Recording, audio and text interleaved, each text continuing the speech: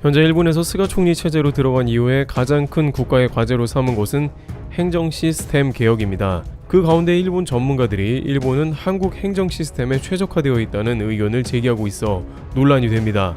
국가의 행정 시스템은 그 나라의 핵심이며 특히 일본에서 한국의 전자정부 시스템을 채용하게 된다는 것은 각종 우익 및 정치 세력에 있어서 용납이 안 됩니다만 왜 이런 말이 나오는지 살펴보도록 하겠습니다. 우선 일본은 변화에 둔감하고 민관이 복잡하게 얽혀있는 네트워크를 가지고 있어 행정 처리가 매우 느립니다. 놀랍게도 코로나 재난지원금을 아직도 못 받은 사람이 많고 9, 10월에 들어서야 어느 정도 지급됐다는 소식입니다. 당시 일본 주요 포털 사이트에서는 한국은 2주 만에 모든 절차가 마무리되었으며 일본은 이제 시작도 안 되었다는 보도가 나갔습니다만 많은 일본인들은 일본은 현금을 지급해주며 한국은 차감 방식이라며 현금을 주는 일본이 한국보다는 우위에 있다는 댓글이 베스트를 받으면서 일본은 그래도 현찰을 줬다고 주장합니다. 그러나 일본의 현금 지급 방식은 많은 사람들이 돈을 받고도 쓰지를 않는 결과가 나와버려서 일본 경제의 활성화에 그다지 큰 기여를 하지 못하고 통장 속에 잠든 돈이 되어버렸다는 평가가 나옵니다. 반면 한국 방식의 재난지원금은 당시 소상공인들에게 잠시나마 활력소가 되어 있었던 차이가 있었습니다. 중요한 것은 일본의 행정이 너무 느린 것이 이제 사회적으로 엄청난 손해를 초래한다는 사실입니다.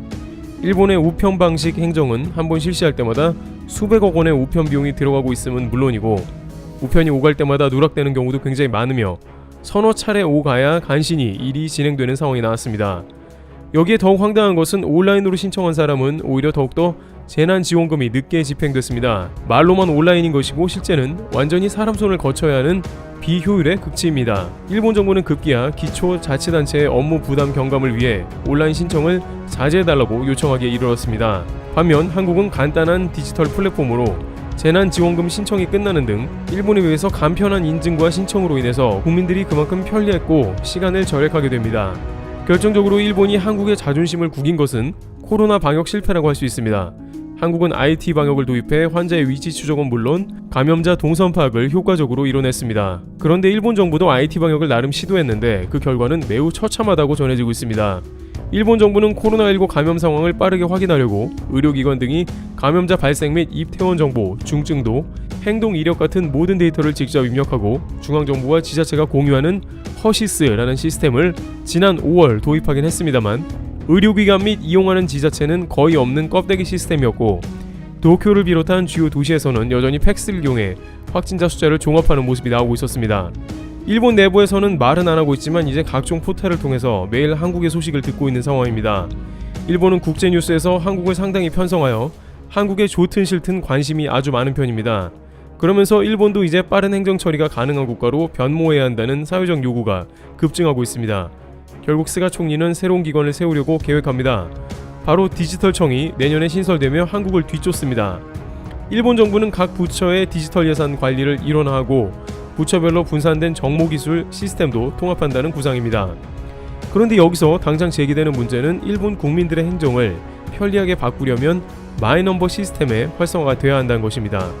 마이넘버는 한국의 주민등록과 같은 것인데 일본 국민들은 정보 유출 걱정 때문에 등록을 안 합니다. 20%도 안 되는 사람들만이 마이넘버 카드를 가지고 있어서 사실상 대부분 없다고 봐야 하는 것입니다. 또한 일본의 1700개의 부처별로 모두 시스템이 달라서 통합해야 하는 중대 과제가 있습니다. 이러한 내용을 논의하기 위해 스가 총리는 가토 관방, 히라이 디지털 담당상 전문가 등을 모아 회의했습니다. 스가 관방장관은 2025년까지 일본 지자체의 시스템을 통합하라고 지시를 내렸습니다. 이에 관해 일본에서 일하며 30년간 일본의 공무원도 겸직한 IT 전문가인 ecorporation.jp를 운영하는 염종순 대표는 일본에서 정보기술 기업을 창업했는데 일본에는 한국 시스템이 필요한 상황이라고 단언합니다. 특히 한국과 일본은 정부 조직과 교육 및 의료 제도 등 많은 분야에서 닮았다면서 한국을 벤치마킹하는 것이 스가 내각이 디지털 개혁 과정에서 시행착오를 줄이는 유일한 방법이라고 말했습니다. 중간에 스가 총리가 일을 추진하다가 총리가 바뀌면 진행되던 일이 중단되는 상황에 봉착할 수도 있으며 일본 방식으로 독자적으로 진행하면 매우 오랜 시간이 소요되어 결국 행정개혁에 실패할 수 있습니다. 한국은 특히 김대중 정부 이후 디지털 개혁을 추진해 2000년 초 이미 전국 지자체의 행정 시스템을 하나로 통일하는 등 디지털 정부의 정책의 성공 사례로 꼽힙니다. 전국 어디로 이사 가더라도 국민들은 동일한 행정 서비스를 받게 되는데 일본은 이사 가면 마치 새로운 나라에 간 것처럼 시스템이 완전히 다릅니다. 스위스 국제경영개발연구원은 2020년에 전세계 디지털 경쟁력을 평가했는데 한국은 8위이며 일본은 27위를 기록한 모습입니다. 전자정부 한국이 전세계 2위이며 일본은 14위를 기록해 한참 밀립니다. 이런 맥락 가운데 일본에서 다양한 체계가 닮은 한국의 전자정부를 수입하는 것이 유일한 방법이라고 하는 것이죠. 염 대표는 스가 내각이 도장을 없앤다고 하는데 한국은 진작에 자필 서명 제도를 만들어 부동산과 자동차 매매 등에 쓰이던 인감 증명을 없앴다며 각 부처의 정보와 인력을 통합한 기구를 만든 것도 일본의 벤치마킹 대상이라고 말했습니다. 염 대표는 일본에서 산업화는 일본이 앞서 있었지만 IT 정보화는 한국이 훨씬 앞서 있다는 것을 진작부터 알고 있었고 그에 따라 일본 정부에 관련 사안을 소개해 왔습니다. 특히 일본의 국회의원들은 한국인들이 집에 앉아서 보안 처리된 주민등록 등본을 프린터로 뽑는 것에 매우 충격을 받았다고 합니다. 그들은 한국이 마치 미래 세계에 와 있는 듯하다는 반응을 보인다고 했습니다. 일본은 아직 지금도 주소지 소재 관청에 직접 가야 주민표, 주민등록 등본을 발급받을 수 있습니다. 편의점에서 주민표를 발급받는 방법도 있지만 이를 위해서는 한국의 주민등록에 해당하는 마이넘버 카드가 있어야 하죠.